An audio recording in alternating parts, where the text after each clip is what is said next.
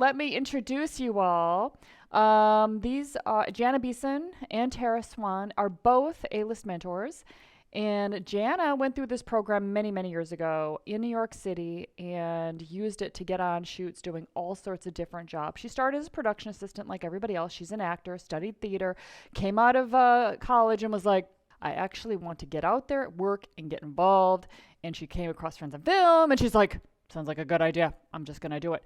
Jumped in, devoured it, did what it said, got on sets as production assistant. And then all of a sudden, she's just like, she's showing up with Get It Factor from the training. Watch Jana, you will see that she's 100% actor. And the thing about that is that people can see when you're an actor, they're just like, they just know it. And they just start these kind of conversations that lead to like, what do you have going on? And talk about casting and performances and so you just naturally go in that direction, which is so awesome. And then Tara was a go-getter person when she started Friends in Film, which was very recently, only last year, right?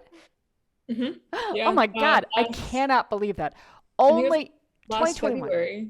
During the pandemic, I'm impressed. Yeah, right? Like during the pandemic, I'm getting my PA gigs and joining Friends in Film. I don't know how I did that. So Tara started Friends in Film in February of last year only, and then used the methods to start getting on these reality TV sets and started as production assistant. Then they're like, hey, can you take script notes? And she's like, sure. And she's like, okay, how do I do it? How do I enter it into my phone, into my computer fast and take these notes quickly? So she takes that job and she does a great job, and everybody's like, oh, you're good at that. Wow. And what they love the most, it's not like she did it perfectly, guys. She gave it her best shot. And they started passing her name around. And they started to like, hey, do you want to go to New York for a shoot? Do you want to go here for a shoot? Here. So she starts traveling all over around the world, around the country. And that's why she's in Los Angeles, by the way. She didn't just like, I'm going to go to LA and get in. No, she's like, they're like, hey, we got a job in LA. And she's like, I think this is a time for me to now move to LA. And that is what I recommend you guys. Start where you live, build it up. You'll meet people. You'll be so damn good from your understanding from this program that people are going to swoop you up, grab you, and just be like, and then they're going to say, because you're either going to end up Atlanta, New York, or Los Angeles or Chicago. Those are the biggest markets in the United States. Just tell us briefly, Jana, tell us all, name your shows if you can remember them, and Tara, give us your rundown, just so they're like show, network. So Jana, you can start. Okay, so some of the top, more recognizable things, Gotham, Elementary, and The Greatest Showman, and then like more commercials than I could possibly count. Popeyes, Victoria's Secret, a Legos thing, Apple. But now I'm still not at a place where I can announce it, but I have a series that's been, it looks like Netflix is picking us up with some top names, and a double film franchise that we're in negotiations with Netflix on. And I'll be able to announce to you guys soon about that stuff. It's gonna be good. But all of that came from, I have roles in those. I have top roles in some of those that I did not plan to put myself in. I came in from casting, and but I just kept helping to the point where people were like, well, you should be a producer. You're helping so much. And then I started doing all of that. And then another writer was like, I'm writing you in. Shut up. You're doing it. So that's what I'm saying. Like sometimes if the opportunity isn't there, go make it.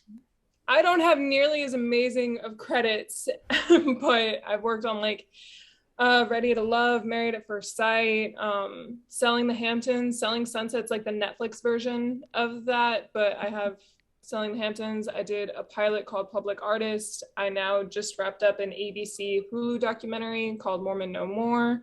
And I'm starting on a Juneteenth thing with ABC because they apparently want to keep me around for a bit. And yeah, that's what I'm up to. And all that within like a year? I did 12 shows last year in a movie. Did you sleep last year? No. What category are you wanting to run in? Are you wanting to do acting or some other stuff too?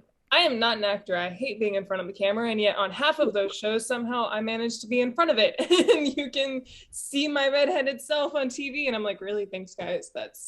not what I wanted. Mainly I actually want to become an executive producer and showrunner for scripted content.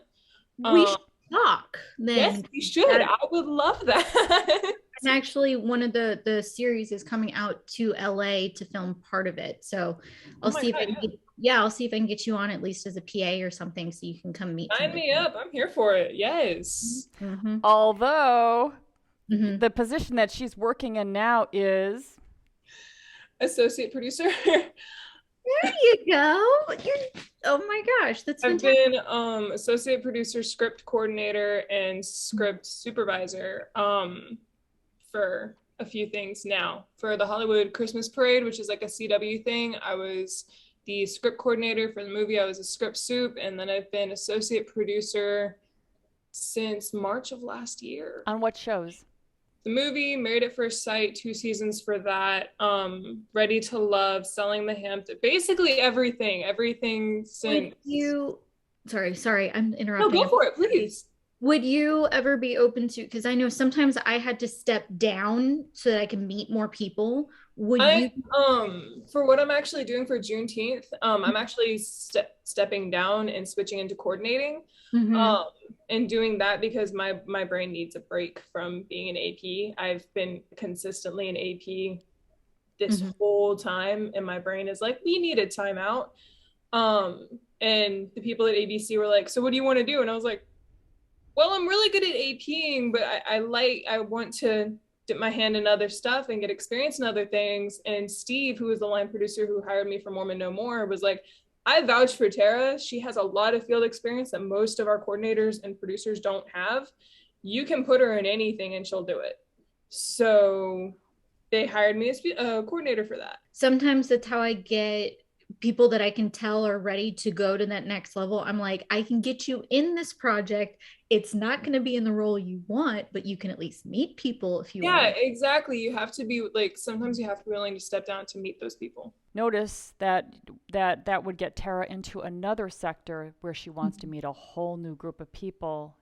And then from meeting all those people comes all of that work in that sector. So that's why you would step down, taking a job that's maybe a little bit less rate, that's less responsibilities, but to meet people in that sector.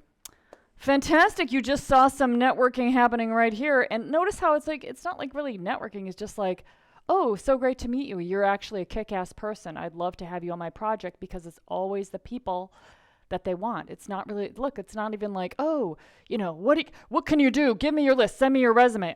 No, that's not how it happens. It's like, one guy asked me to send a resume this past week for something for casting, and I was a little taken aback, but I was like, okay. And it took me a hot minute to update the whole thing because I haven't used a resume. I don't know the last time I used a resume. Me too. I'm like, oh, you want a resume? I mean, it happened like maybe 3 years ago. And now they're like, oh, we need a resume for, it was this, that Super Bowl spot with Zoe Kravitz that we shot in Hawaii. Or, they didn't say we need a resume. The producer's like, oh, hey, by the way, can you send over a resume? I'm like, sure. I'm like, okay. So I email him back. I'm like, I think this is what you're looking for. I work with this director at this production company, this director at this production. I'm the main person with this person. And then he's like, that's perfect. I knew that's exactly what he wanted. I didn't even send him a resume. I just told him. He's like, that's great. And then I didn't hear anything back after that. It was just like, okay, so what do you think we should do about this? What do you think we should do about that? So I feel like everybody's probably hearing us like name dropping like crazy. And they're like, oh my God, that's so insane.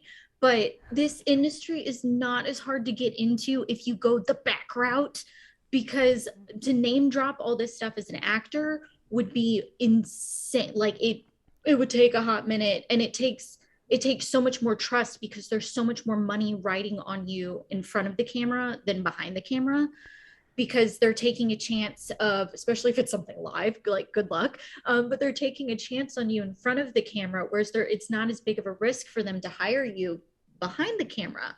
And also, so the thing that I really teach actors about is you're lining up, like, it's not like any other job. Any other job, you line up skill sets with the job. Here you have to line up your skill set and a certain amount of your appearance. Now, if you can get your skill set and your personality to match, then your appearance can sometimes become secondary. So that is part of what I teach and I'm passionate about, and I'm working on building an app around and like all that cool stuff. But so that's why it takes longer to be able to be like, oh my God, my resume says all these incredible things in front of the camera, but it can say all of that a lot faster doing behind the scenes work. I agree. And I think that's a really great clarification. In front of the camera, there is freaking money riding on you. They've seen the performance, but they also want to know, are they going to be able to do it under pressure? Do they feel Mm-hmm. comfortable? Is this their place? Is this their home? Here's the biggest one. Are they ready for it? That's the biggest one. Is their appeal to viewership? What's their appeal to viewership? Nobody could care less if I was writing something because I don't, well, I mean, they care that the content I put out, but as a human being, I don't like, they're not concerned about me appealing to viewership versus, Yeah, not that. if you're in front of the camera, you are directly relating to the viewers. It matters more. Yeah, and that's why I think it's awesome to also pick up a second craft if you're an actor.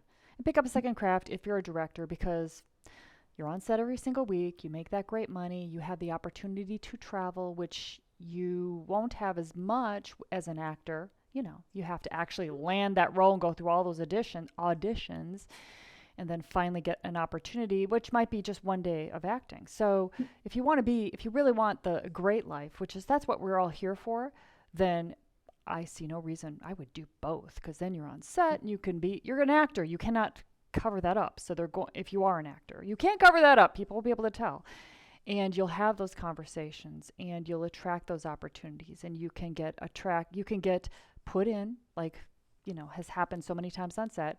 You can get put into auditions, which happens all the time and happen with many of our friends and film people where they're like, oh, you're an actor. You could audition for this role. Let's get you in there. And once you're in, you got your friends, and people are just like going to parties with you, hanging out with you, seeing you on set. Oh my God, how are you doing? How's your kid? How was that art show last week?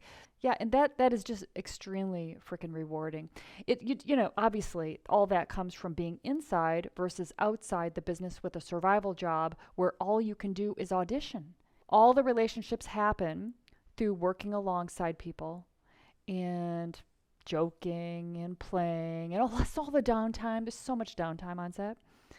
And people see how you are, how you think, how you react to things. They get a feeling, it's the umbrella phenomenon, where they can count on you.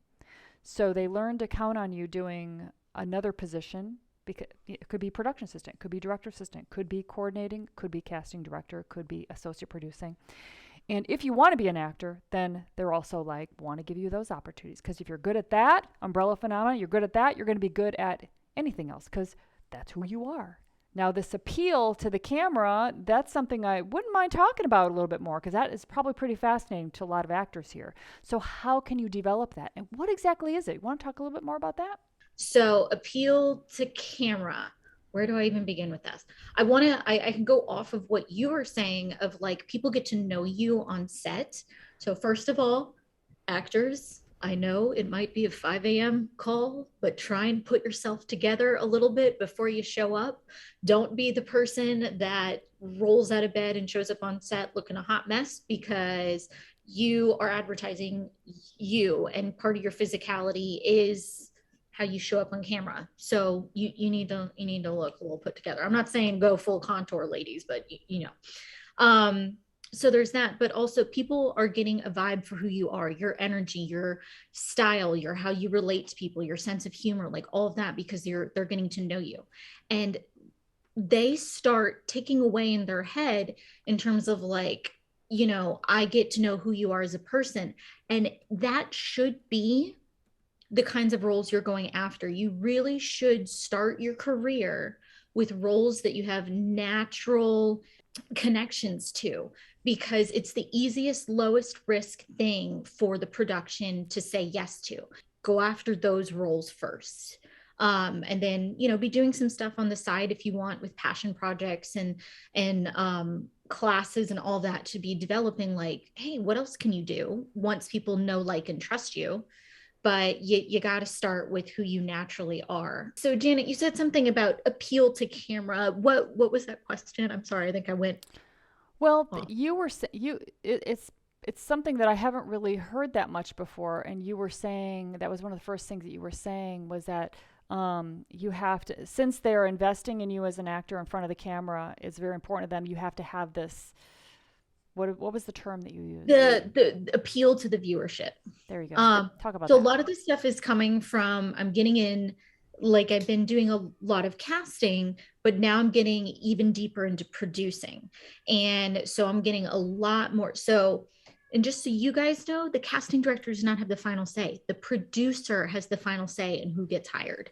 So Tara's like, those are kind of fun conversations, but they're also really weird because sometimes you're not talking about human beings as human beings. Like you have to talk about them as a product or a service.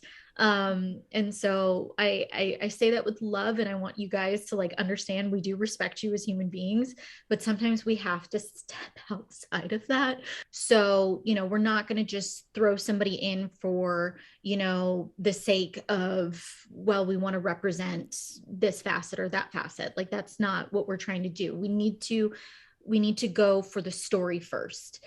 But there is a lot of topic that goes into is like, how do we pull more people in?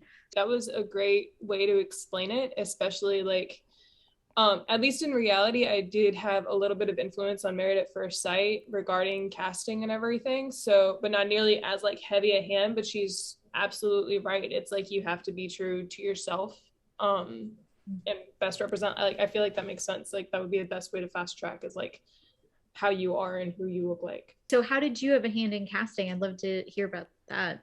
So basically with Mavs, what we do is create these pitch decks, and we have these like potential couples and everything. We normally couple to the guy, and the guy will have like 2 or 3 possible matches, and it's up to the field producers, the associate producers, to create a pitch deck of why this couple will and won't work. And then it's like there is a certain number of like diversity couples that need to be included on the show. Obviously, but it's basically like, what does this person represent? Like, who are they? And basically matching that through the casting process, and that's how they get picked. I don't meet them until like they're meeting the experts, like half a year later. I can see where reality and like scripted kind of have that in common, where it's like the casting people do the initial, hey, these people could work, this is why we think they work and everything, and then it gets to the producers, and the producers are like, we want this one and this is why. These businesses or these shows are essentially multi-million-dollar businesses, and so anytime that much chunk of change is about to get spent on a business development, there's so many people that have to have a hand and a say in it, because it's risk mitigation, or because they need to make their money back. They can only take so many chances, so they all have to have those discussions. But again, like, I'm glad you guys are hearing some of this stuff about producing, because maybe some of you guys are interested in going into this.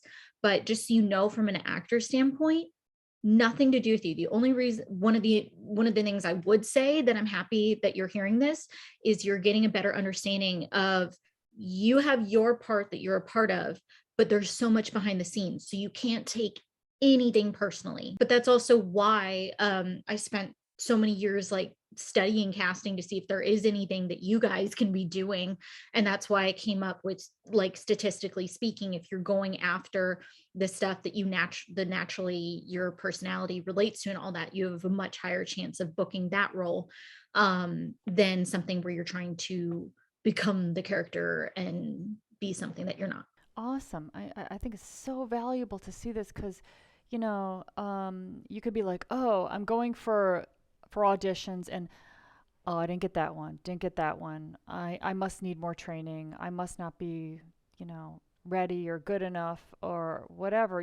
Because we always do this. We're always kind of blaming ourselves. We're always looking for, what am I doing? But now you're hearing, and I know you've heard this before, but now you're hearing again, and you need to really get this, that it's all businesses, that they don't even know what they want till they see it, that it's all kind of, in a way, you do your thing, you give your read, and then you leave and forget about it. If you get the call back, hey, we'd like to see you again, you're like, oh, okay, I'd be happy to. Come back, do your thing again. And that's why you just want to have like lots of shoots, lots of people all the time. You never know where the opportunities are going to come from. And that's the game. You're going to get to the result by being amazing. That's the best way to that you can have certainty about that. I feel like I'm realizing the more I'm in this industry that being amazing refers to who you are as a person, not your skill set. People want to like you. Like, that is such a big thing. They want to like you. They want to get along with you, because you are going to be spending anywhere like whole days, weeks, months, and they're not short days. You're not seeing each other from 9 to 5. You're seeing each other from 9 to 9. Like, it's a lot of time you're spending with these people, and it's anywhere from a couple weeks to a year. Like you'll be spending time with them. It's like, if they're going to see your face every day, they want to like talking to you. It's not like, you can make mistakes, granted, don't make a lot and crazy ones, but like, just, it's all about who you are as a person more so than anything else. Skills too, of course. And you're going to develop skills. The way that you're going to develop skills is just by getting a lot of opportunities, as much as you possibly can. It will take a little while. My shoot just last week, I remember I was like, oh, I want to tell them about this. The producer, who also owns the company, who's doing the biggest stuff right now, kept coming over and talking to me. And he's like, yeah, we actually wanted a different actor for this, a different main actor. He's like, she was great. She was African American. She was so smooth. She was so funny. She was just like, she was just so great. I mean, I mean, look, the way that he's describing was just like kind of general, but it was just like great. You know, there's not like no words to describe. And he's like, but the client didn't like her and liked the other actor better. And he's like, now as I'm watching this other actor, and actually the ad agency as well, we're all like, oh, we wish we had the other actor who is better. But as I'm watching her, I'm just like, my God, I'm like, she is so funny. She's so smooth. She's so amazing. And I'm just like, I can't believe that you're like thinking that she's forcing it. But this is just all impressions anyway. And then I go, I think she's amazing. She's so funny. She's quipped. She's just like everything. And he's just like, yeah, it's probably because we wanted the other actor and now we're looking at her through that lens. I'm like, yeah, probably. But it's just interesting, guys. So, you know, the smoothness, the naturalness, the whole thing, it's just like, you go out there and do it. And, you know, sometimes people are going to like be like, oh my God, we got to have you. And then sometimes you get the role, sometimes you don't. Why did they like that one that they didn't get? Because they thought she's going to make them money. Oh, she can grab attention and people will watch this thing and then they'll buy her product. So it's all about money. If you are going to be investing in classes, I need you to be investing in audition classes first, actually not acting classes. I know that sounds like bananas, but you're not going to get scenes and the opportunity to say more than one line realistically right off the bat. But what you are going to encounter before you get those opportunities, auditions. That is the new normal, is self-taping. Totally makes sense though, because it's like auditioning, that is their first impression of you. So you want it to be a good one. You want to know the rules and you want to make the right impression. So that absolutely makes sense. I think it's just very valuable to hear you guys say this because, you know, as our experience when we're starting is just, it feels like no rhyme and reason.